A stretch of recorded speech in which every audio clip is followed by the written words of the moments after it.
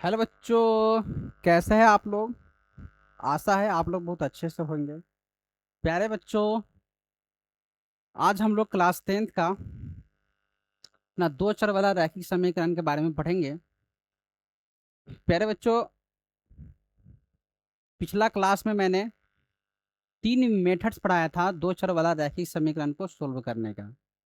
आज हम आपको उस तीनों मेथड को एक ही प्रश्न पर अप्लाई करना सिखाएंगे, ठीक है। तो हम लोग आज पढ़ेंगे क्लास 10th का चैप्टर दो चर वाला रैखिक समीकरण। तो प्यारे बच्चों, एक क्वेश्चन के मदद से हम लोग इस तीनों मेथड्स को कंप्लीट कर लेते हैं, ठीक है। तो क्वेश्चन लेते हैं। क्वेश्चन है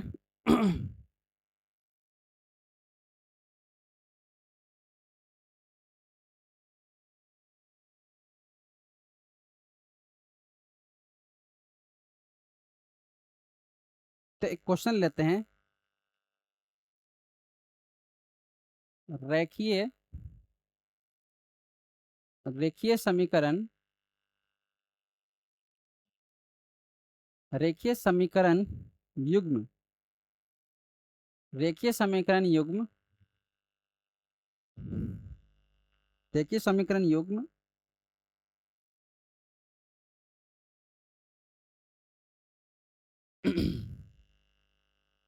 8x + 5y = 9 तथा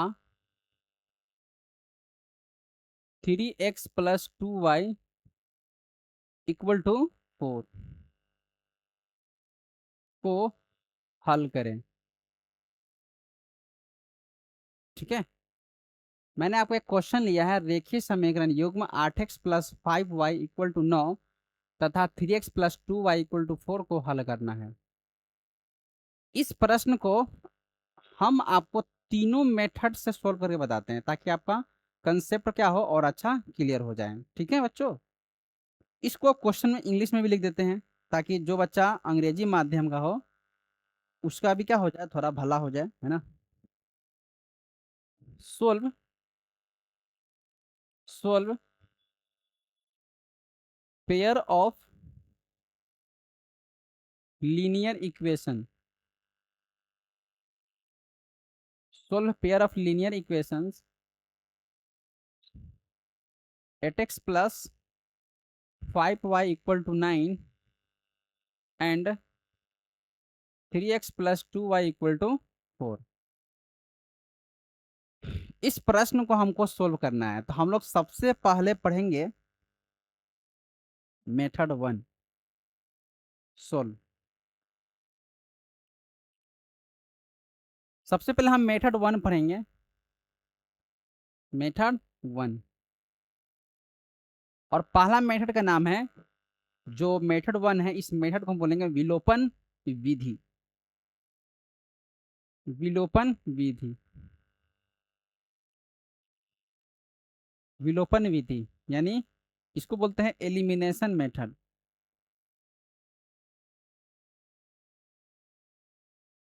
हम इस प्रश्न को पहला विधि यानी विलोपन विधि से सोल्व करना आपको सिखा रहे हैं। बच्चों, इस कंसेप्ट को विलोपन विधि को सोल्व कैसे करते हैं इस कंसेप्ट को हम पिछला वीडियो में आपको डिस्कस कर चुके हैं। अगर आप इस वीडियो को नहीं देखे हैं तो आप उस वीडियो को जाके आप देख लीजिए, ठीक है। तो बच्चों, सबसे पहले आपको लिखना है दिया है।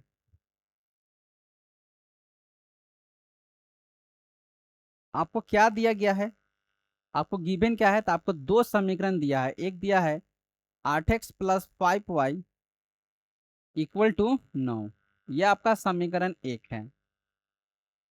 दूसरा समीकरण है 3x + 2y = 4, यह आपका समीकरण दो है। इस समीकरण को हमको सोल्व करना है विलोपन विधि से। तो क्या करेंगे बच्चों, यहाँ y के साथ गुना में 5 है ना, तो यहाँ 5 से गुना कर दीजिए। यहाँ y के साथ गुना में 2 है तो आप 2 से गुना कर दीजिए। जब आप गुना करेंगे तो एक नया इक्वेशन मिलेगा, एक नया समीकरण मिलेगा।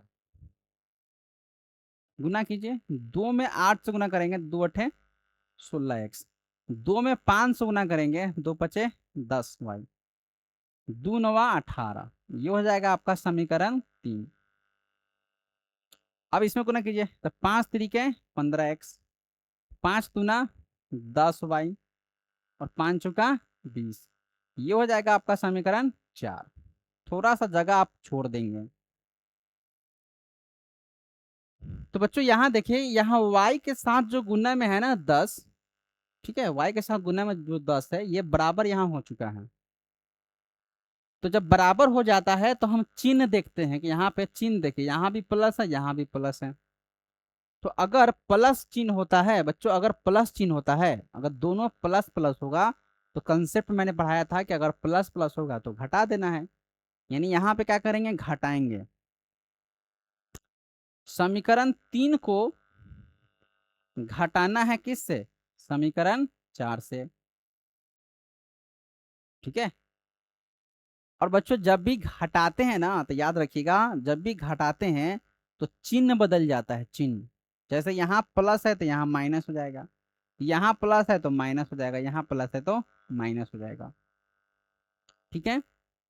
अब यहाँ देखिए, यहाँ है +10y और यहाँ पे है -10y, ठीक है। तो +10y से ये -10y कट जाएगा, ठीक है। तो कटने के बाद क्या बचेगा, अब 16x में से 15x घटा दीजिए। 16x में से अगर आप 15x को घटाइएगा तो ये हो जाएगा 1x। तो 1x लिखना जरूरी नहीं है, सीधे आप x लिख दीजिए। तो x इक्वल टू 18 में से 20 घटाइएगा तो ये हो जाएगा -2।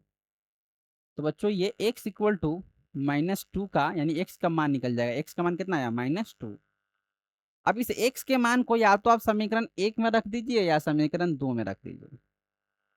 तो लिखते हैं अब x इक्वल टू -2 का मान को समीकरण 1 में रखने पर, बच्चों x का जो मान आया है ना आपको, जो -2 आया है, इसको आप समीकरण 1 में रखिए या समीकरण 2 में रखिए। तो मैंने क्या किया, x इक्वल टू -2 का मान को कहाँ रख दिया, समीकरण 1 में रखने पर रख दीजिए। तो 8 गुने x का मान आया है -2 प्लस 5y इक्वल टू 9, 8 दूना 16 और 5y इक्वल टू 9, इसको उधर ले जाइए। तो 5y इक्वल टू 9 और माइनस माइनस क्या हो जाएगा, प्लस। तो 5y, 9 में 16 जोड़ दीजिएगा तो हो जाएगा 25, काट दीजिए, 50 25। तो y का मान हो जाएगा 5। तो बच्चों यहाँ x का जो मान निकला है -2 और y का जो मान निकला है 5, यही क्या कहलाएगा, इस रैखिक समीकरण युग्म का हल कहलाएगा। लिख दीजिए, अतः x इक्वल टू -2 तथा y इक्वल टू 5 दिया गया रैखिक समीकरण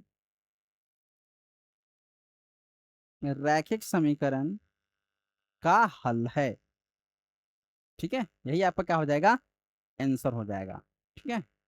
तो यहां पे लिख दीजिए, now put x equal to -2 in equation 1, then we get, ठीक है। और यहां लिखिए hence x equal to -2 and y equal to 5 are the solution of given equation,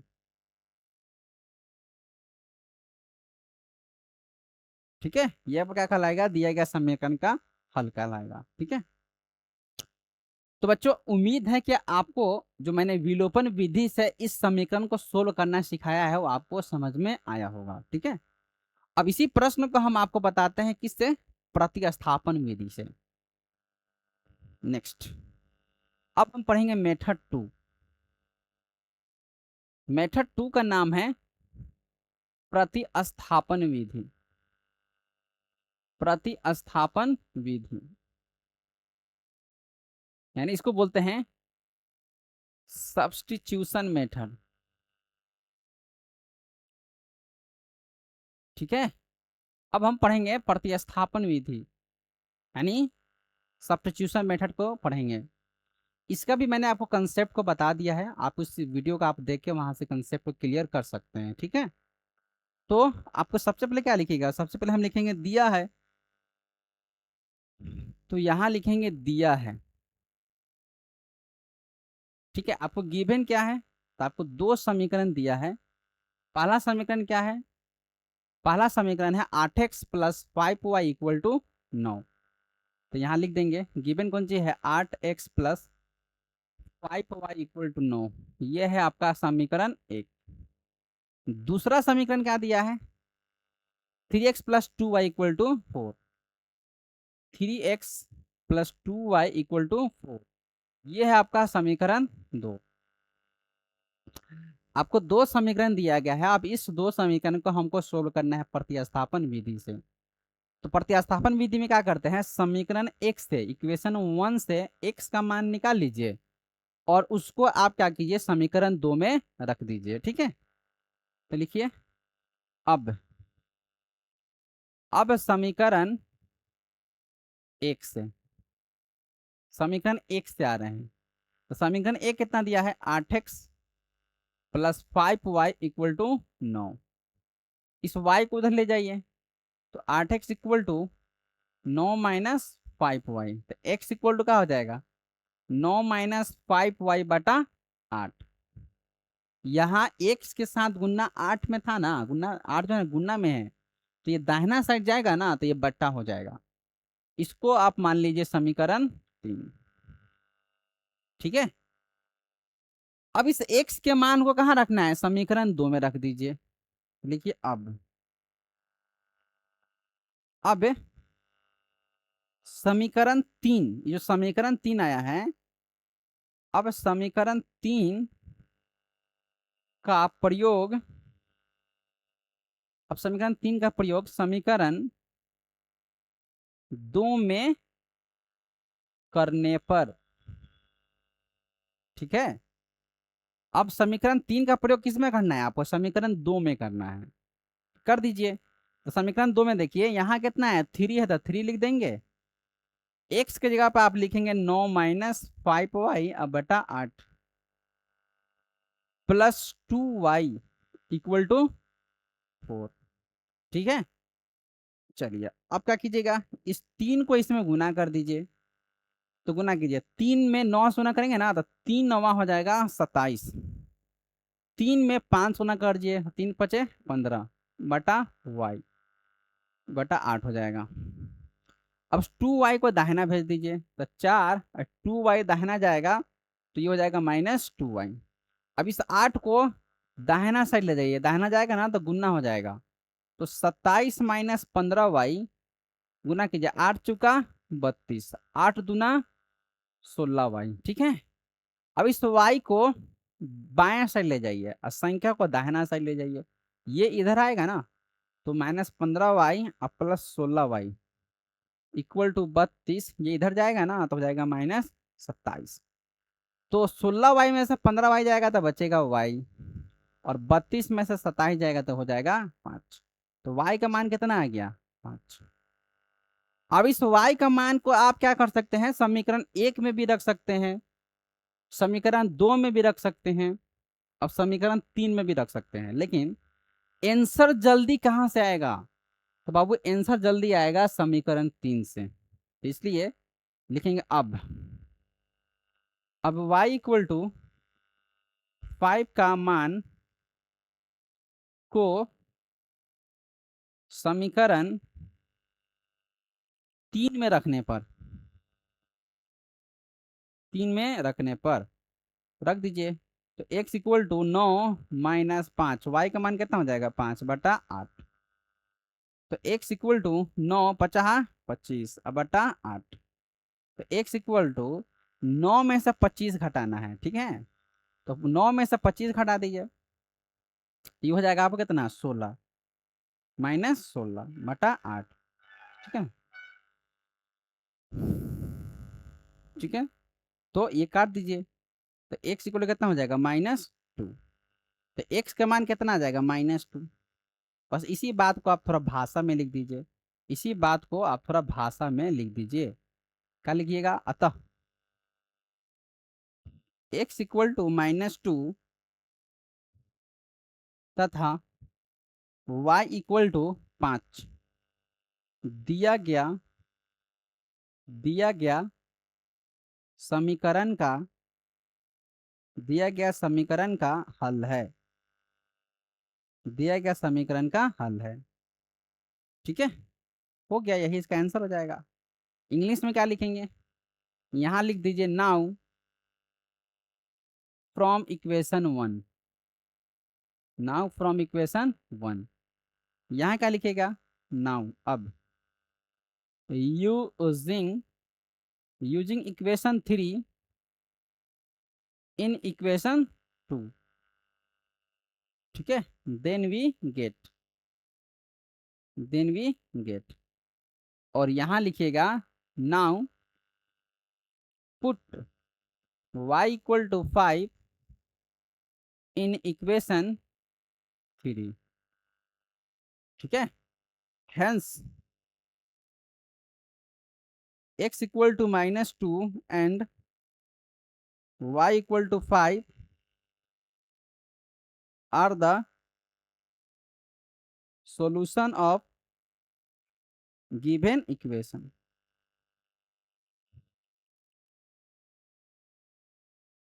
ठीक है, ये आपका क्या कहलाएगा, ये आपका प्रतिस्थापन विधि को सोल्व करने का मैंने आपको मेथड समझाया। उम्मीद है कि आपको एक कंसेप्ट समझ में आया होगा, प्रतिस्थापन विधि को कैसे सोल्व करते हैं। कुछ नहीं करना है, बस आपको सबसे पहले क्या करना है, दोनों समीकरण को लिखना है।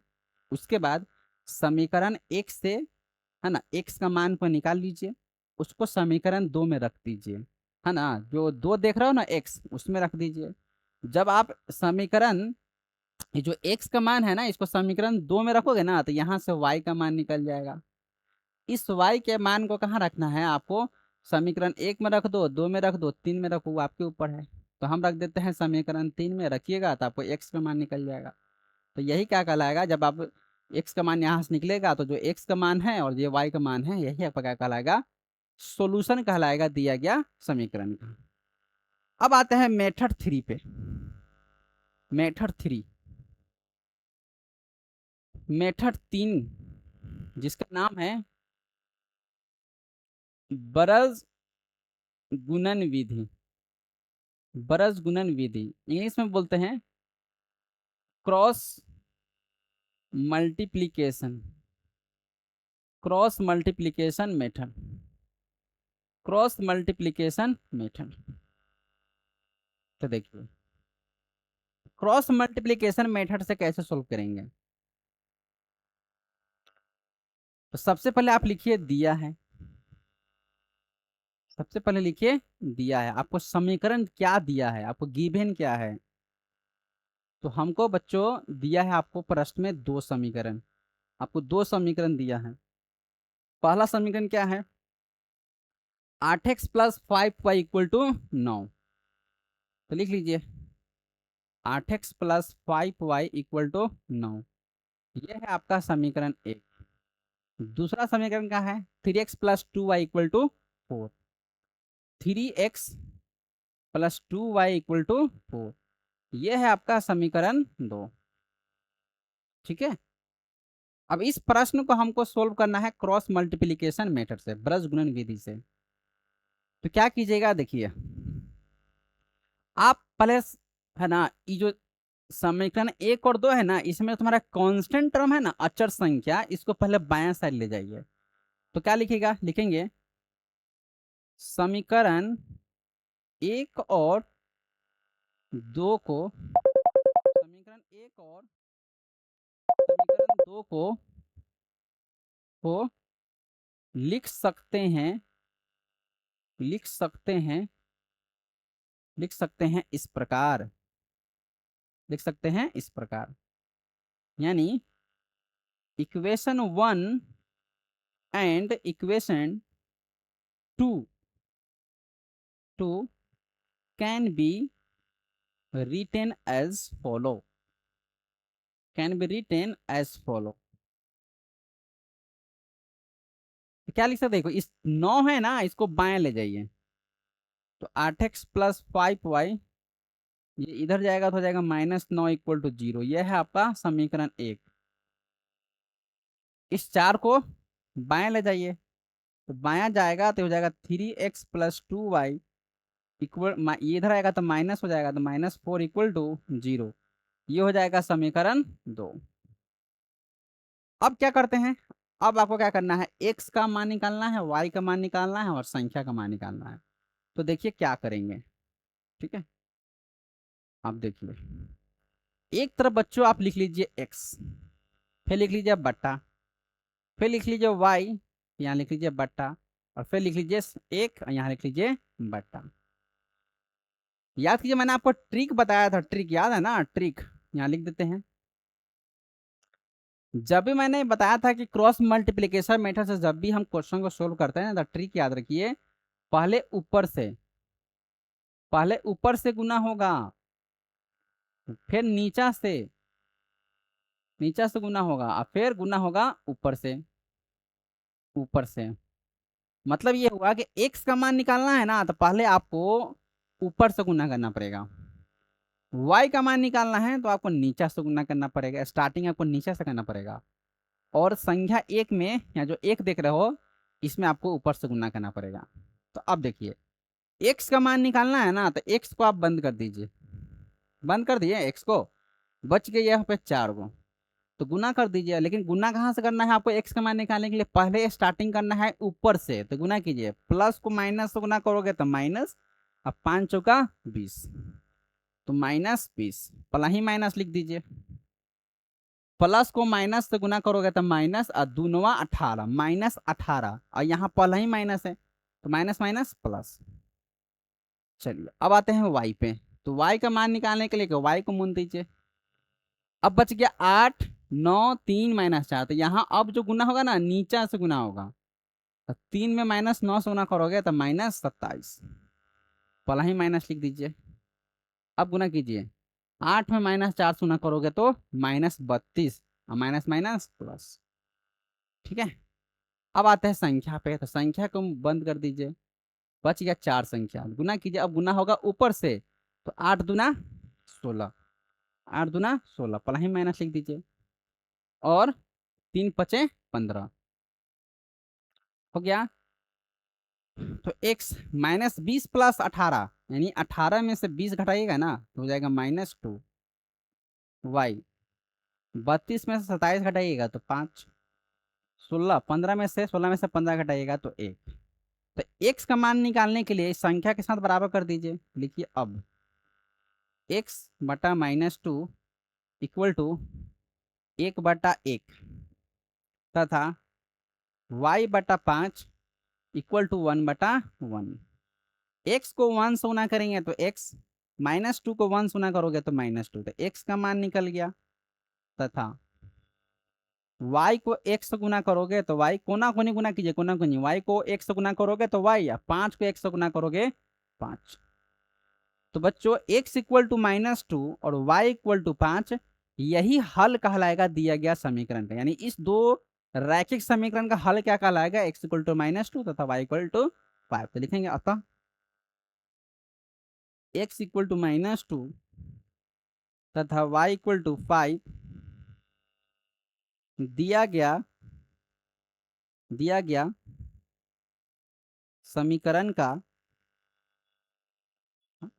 हल होगा। ठीक है, दिया गया समीकरण का हल होगा। ठीक है, इस बात को आप थोड़ा इंग्लिश में भी लिख देते हैं।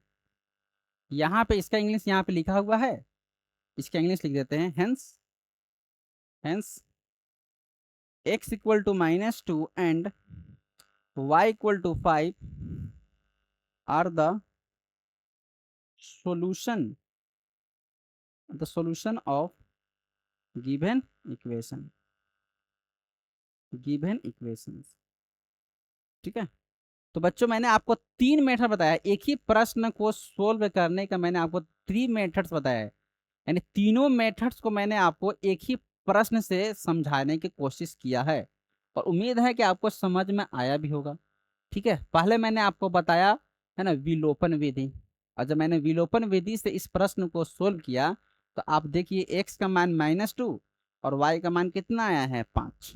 अब इसी प्रश्न को जब मैंने प्रतिस्थापन विधि से सोल्व किया तो बच्चों आप खुद देखें, यहाँ x का मान -2 और y का मान क्या आया 5, यानी दोनों विधि से आंसर क्या आ रहा है, सेम ही आंसर आया।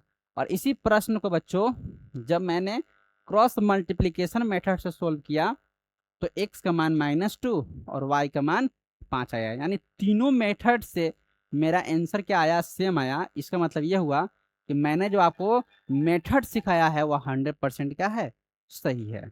तो आशा है कि आपको ये क्लास अच्छा से समझ में आया होगा। अगर आपको ये क्लास अच्छा लग रहा है, में आ रहा है, तो मेरे इस वीडियो को शेयर कीजिए, ठीक है, लाइक कीजिए, सब्सक्राइब कीजिए, और एक अच्छा सा प्यारा सा कमेंट भी आप कर सकते हैं। इसे है ना टीचर को थोड़ा मोटिवेशन मिलता है अच्छा काम करने का, ठीक है। तो आप बिल्कुल है ना आप कमेंट करके अच्छा कमेंट कर सकते हैं, ठीक है। ठीक है बच्चों, थैंक यू।